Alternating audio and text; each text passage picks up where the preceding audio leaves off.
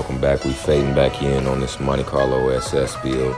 And today we on to exhaust. Now I got these flowmasters I'm reusing for this project. I went and got an X-pipe kit from Summit. I'm about to limp around the corner to this exhaust shop.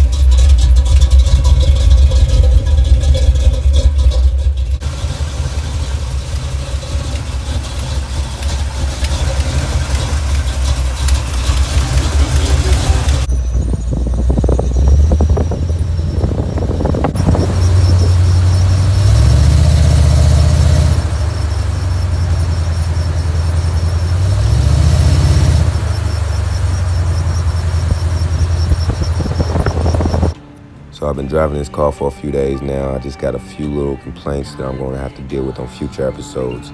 So my choke isn't hooked up first, and on this side over here, my exhaust is hitting on the frame. It's vibrating pretty good. My brakes are singing like Beyonce. I can't close the hood. And on this other side, this is where the column shift lever comes, and it's touching the header too. Make sure you guys like, comment, and subscribe for more on this G-Body Monte Carlo.